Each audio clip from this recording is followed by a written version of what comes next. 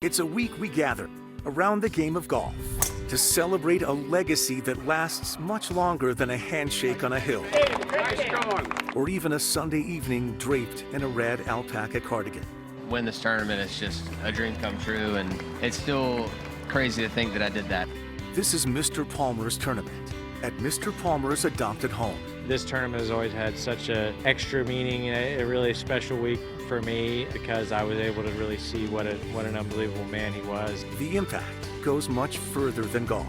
They all remember my father. They too want to be great ambassadors to the game. That's our obligation here to carry on his legacy. Arnold Palmer! From the philanthropy to even the food, this is a celebration. It's Orlando's signature event. And this is WESH 2's special coverage of the Arnold Palmer Invitational. Welcome to beautiful Bay Hill Club and Lodge, Arnold Palmer's home, his adopted home. The fans were back in the stands, the golfers back on the course. Everybody eager to see who's going to climb that leaderboard. You never know what you're going to see at Bay Hill Club and Lodge, but you know it's going to look pretty good. All right, welcome into Bay Hill. We are just off the 17th hole. This is Kristen Lago. I'm Darren Stoltzfus. Zach Maskovich will join us in a bit. Kristen, round one in the books. We saw some great golf today. Yeah, you can always look forward to world-class golf here at Bay Hill, but just a world-class experience as well. I know I get happy every time it's API week here. It's Orlando's signature There you event go. for a reason. Let's check out some of the storylines coming into this Arnold Palmer Invitational. Russell Henley trying to go back-to-back and win the cardigan again. He'd be the first one to do that in more than a decade. Scottie Scheffler's the #1 ranked golfer in the world. He's got a chance to be the only three-time champ other than some guy named Tiger. Yeah, good company. Who's won 8 of them. But who's going to break through? Is it going to be somebody like Billy Horschel, maybe? Colin Morikawa came up a stroke short last year. You just don't know what you're going to see. But you do know you're going to see some good golf. Yeah, because this field is absolutely full of star power, right? You talked about one of the names there, world #1 Scottie Scheffler is here trying to join Tiger Woods as the only 3-time champion at the event. I mean, 8 times is still crazy to think about, It's right? fun to look at that 14-year stretch Yeah. and just go, wow. Yeah. Every golfer in the top 10 of the official World Golf Rankings is also here. 19 of the top 20 are here in Orlando to compete. And in the field, 5 former champions on hand. 2 of them played together today. We'll get to that in a bit. And the best are all back, just ready to compete for him. It's definitely a place I always enjoy coming back and playing. Obviously with Mr. Palmer's legacy and the way the golf course is, I mean, it's very challenging, and so it's always a fun test, I think, for us as players. And so, yeah, it's gonna be back for sure. I don't know if you really get over any of your losses. You know, I think whenever you show up at a certain event, you think back at a lot of great shots, and then you think back at some shots that you kind of let slip away. You just keep going and looking at yourself as just saying, hey, like, we're going to keep knocking at the door, and hopefully we just knock it down at some point and be able to build off of that. Must play boldly to win. Now, you hear from Scottie Scheffler there talking about the legacy of Arnold Palmer. The golf is what gets you in the door here, but it's not the only thing going on. That's what I love about this tournament. It's so inclusive, whether you're a big golf fan or you're not. It's about community, charity, just so many things encapsulated here at the tournament. Now, the legacy of Arnold Palmer is something that is very, very important, not only to this tournament, but of course Mr. Palmer's family. As I've gotten to do over the past few years, I sat down with Amy Saunders, Mr. Palmer's daughter, to talk about how they're hoping to keep his legacy living through this event. I actually think it's gotten easier, Darren. I think that over the last 10 years, not only have I learned a lot, but I've appreciated even more profoundly the impact that my father had on golf, on people, on the mission of our foundation, and how relevant it is today, and how important his relevance should be in what we're navigating today. We heard so much how much your dad loved hosting and loved hosting the best golfers in the world to come here. How much of that have you taken on, or has this tournament taken on? I'm always trying to remember what differentiates this event, and I hope that not only do I want to represent that, and Sam and our family does, but I think that everyone volunteers, our amazing executive leadership committee. they all remember my father, and I think they too want to be great ambassadors to the game, but they want to continue to talk about his legacy and the impact it had, and it's why they're proud to still be here and spending the time and energy and effort that they do to keep the tournament going. Certainly a special stop on the PGA Tour. Well, play began today, but the events really got going Monday. Hey, we know that guy. All right. I was honored to be the MC of the Junior Clinic on Monday as a couple of guys in the field, Chris Kirk and Daniel Bennett, put on a show for quite a few kids in the stands and their parents. It was all to celebrate youth golf. So many far-reaching impacts from this tournament, whether it's clubs to kids in need or entrance fees or what have you, and they still put on a pretty good show.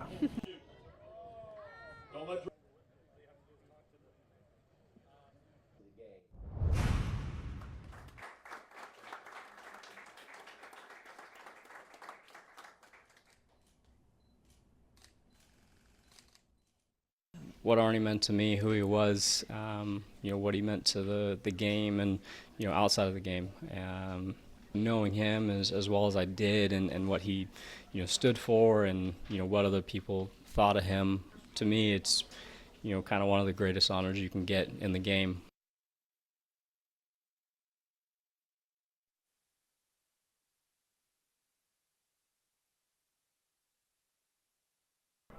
When you think about the Arnold Palmer Invitational, there's several things that come to mind. Pristine fairways, tradition, and world-class competition. But this week at Bay Hill, the fairways, they taste a little better too. Trust me, I would know. Back again at the API is the Foodies and Fairways program sponsored by MasterCard, which brings local Central Florida businesses and gives them a spot at Orlando's signature event. One of our original houses in Dr. Phillips, if we always joked if we stood on the roof of our house, we could see Bay Hill. I don't know how we got in it. I have no idea, but we are so excited. Like my brother and sister are flying in, it's like we're gonna have so much fun. Each of the 3 businesses selected represents a different aspect of what makes the API so special. The tournament all about celebrating a shared love of the game. Kelly's born of a shared love for ice cream. My husband and I started making ice cream in our dining room in 2014, 2013. Brought it to work. I was a nurse at the time. My husband was an accountant, and we just saw a need for ice cream in the Orlando community. But it goes even further. Arnold Palmer's legacy all about doing things boldly.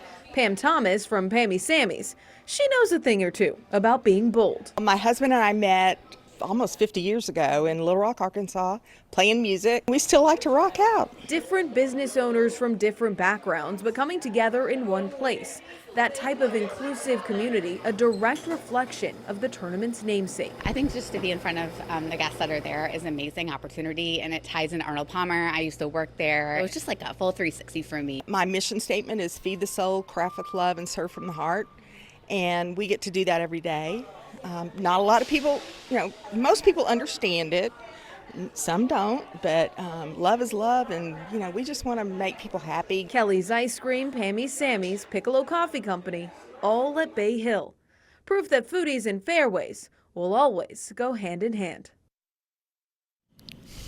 And I did warn everybody watching at the top of the show that I like to have a lot of fun at this tournament. Food is fun.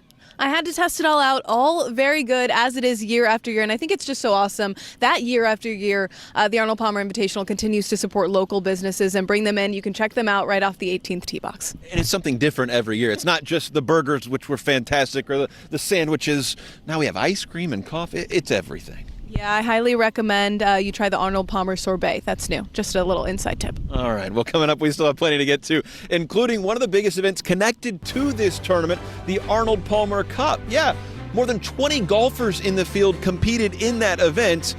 One of them still an amateur at Texas. We'll catch up with him next. Plus, Mr. Palmer, you already know who he is if you're watching this. He wasn't just the king. He was a friend to so many. His nickname was the King. But he was the best friend that the game of golf has ever had. And I would also add that he's among the best friends that the city of Orlando has ever had.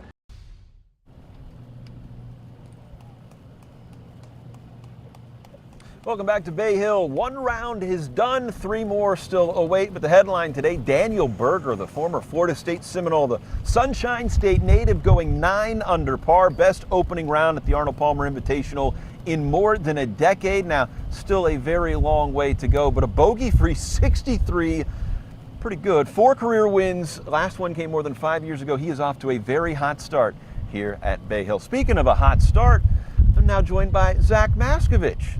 Zach, it was real hot outside today. Very sunny. sunny. You can probably see that the sun got the best of me. It's okay. When you think of Arnold Palmer, you don't necessarily think of college golf, but the Arnold Palmer Cup is a very unique international team event, and it's very impactful on this event as well. Yeah, it's a college event, international event. The 12 best men, 12 best women from the United States against an international team of the same numbers. And the LPGA, the PGA Tour, they are filled with Arnold Palmer Cup alumni. It's a great glimpse into the future of golf.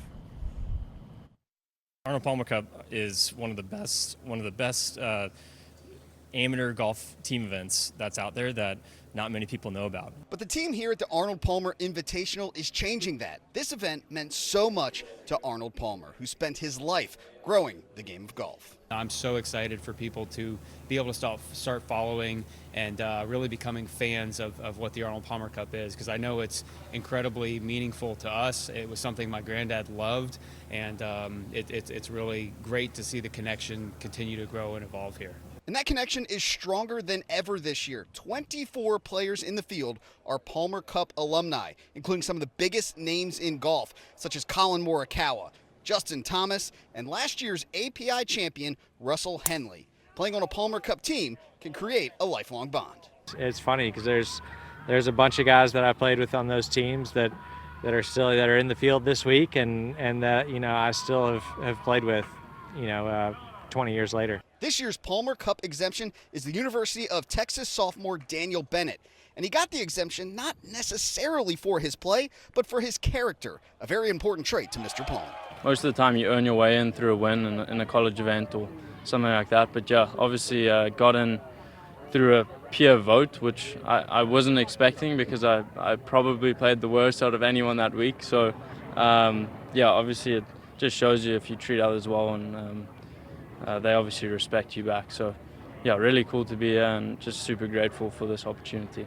Bennett was just 10 years old when the King passed, but the massive legacy Arnie left behind continues to be felt by younger generations. You see his character and the way he's kind of grown golf has been, it's just been amazing for golf, obviously. I saw his bag on the range, on the right side of the range, and it was kind of like, wow, like he used to be here, and yeah, just awesome to be on property and kind of living in his legacy. Now, if you come out to Bay Hill this weekend, you'll see some of the caddies on the back of their bibs. You'll see the Arnold Palmer umbrella logo. That signifies that they were an alumni from the Arnold Palmer Cup. So it's some pretty cool stuff. And there are a lot of them out here. Daniel, of course, part of the younger generation of golf, but they still have that connection to Mr. Palmer. One of the reasons why his grandson, Sam Saunders, we're going to shuffle things around and we'll chat with Sam live next. Stay with us. The great things in my life is having a parent or a child come up and say thank you for the hospital and what has happened at the hospital. And you can't beat that. You just cannot beat that. And to see the happiness in their face when they tell you how great it was. What a moment. That, of course, Mr. Palmer talking about the impact from the hospital, from the philanthropy, joined now by his grandson, Sam Saunders. Sam, you're still working with the Arnold Palmer Group. You got a big role in the golf course this week. Just as you come into a week like this and you've talked about it, you want to have a tournament that honors the legacy of your grandfather. How much does that not just weigh on you, but motivate you for something like this? Oh, absolutely. It's what we're all here for. I mean, he made such an incredible impact on the game. He was so excited to have the eyes of the world on Orlando and on his home here at Bay Hill. It's a meaningful week, and it's something we're proud to really carry on. Well, you were on his bag one of the last times he played this event, and we've seen the video over and over again, but what do you remember about times on the golf course? And maybe not necessarily that day, because maybe it didn't go well for you, I don't know. Great last shot, but what do you remember of playing golf and being on this course with him? Yeah, so many memories here, learning so much much from him. Spending time with him here, watching him interact with others and treat people the right way, that was what made him special, obviously. And to be able to learn the game of golf and try to emulate that in my life has been it's an incredible place to be. One of the things we always hear, obviously it's play boldly to win, but a tough, fair test. Sure. You've had a big role in reshaping some spots on the golf course. How do you feel like this tournament has evolved just from strictly a setup standpoint? Yeah, I mean, and I'm humbled and I'm flattered, but I cannot take credit. We have an incredible team here. Chris Flynn, our director of ergonomy, is absolutely the best and such a great team. I worked on the maintenance crew here over 20 years ago, and we have staff that have been on that crew since then. So it's so cool to be here and to be able to be a part of that team now and watch the progress and the strides that they've made. So it's really incredible. And the feedback from the players and from the tour this week has been overwhelmingly positive, and that's something that I'm really proud of, because if you're not looking at how you can get better each and every year, you're not doing your job. So I think to know that they feel like each year they show up, they know what they're getting at Bay Hill. It's going to be tough, it's going to be fair, but it just keeps getting a little bit better each year. It's really rewarding. Yeah. You played it 8 times as a pro. That score was really low today from Daniel Berger. That's great. We going to see more of that this weekend? I think Daniel did really well getting it while it was there. There were some accessible hole locations. The wind was down a little early, but you saw, the scores changed this afternoon as that wind came up. The greens are going to continue to get firmer and faster throughout the week, which is a little daunting to think about because they're already there, but it's going to be exciting. And, you love seeing some birdies because I know there will be some challenges throughout the weekend. All right. Thank you, Sam. Appreciate Absolutely. your time. Thank you, We've guys. got a big tournament ahead of us. 3 more rounds of fun and torment for somebody. We'll be right back. Welcome back live, just off the 17th hole here at Bay Hill Club and Lodge. Joined now by the entire West True Sports team. This was a great day of golf. Zach, what'd you see other than the sun when we were out there for the first Yeah, round? obviously Daniel Berger's the story out there, going 9 under in a very impressive round out there today. Collin Morikawa is a guy to watch out for. He ended eagle, birdie. He's right there, almost near the top of the lead. But then it really shifted. We just heard Sam Saunders say it. The morning scores were low. The afternoon, it got a lot harder. Those tee times flip tomorrow. Yeah. So we'll see how the morning guys can bounce back.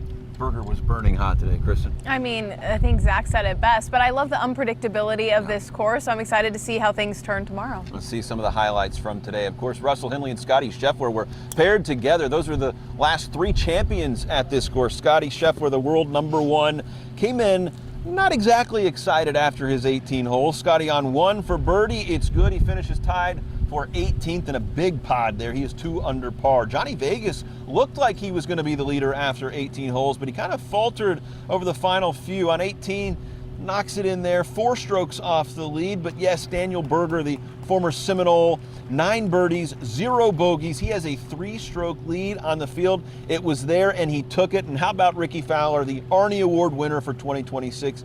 He really liked his performance on 18, saves a par in a big group, tied just inside the top 10. I'm happy with it. I mean, could have gotten a little bit more out of it, but pars were good. It was tough to get the ball close. I mean, you had to take advantage of par 5s. We got 2 of those. Kind of a bonus on 17 and a nice little love tap from Arnie on 18. It's going to be an incredibly difficult and challenging week. You can already see the courses, the greens are like white, and so a little bit of wind, a little bit less moisture, and it's just going to be like a U.S. Open. I think when you come to Bay Hill to play this event, you know what you're getting. So here is a look at how things stand after 18 holes. Daniel Berger, 3 strokes ahead of the field, but the guy who finished second last year is sitting there right in second place.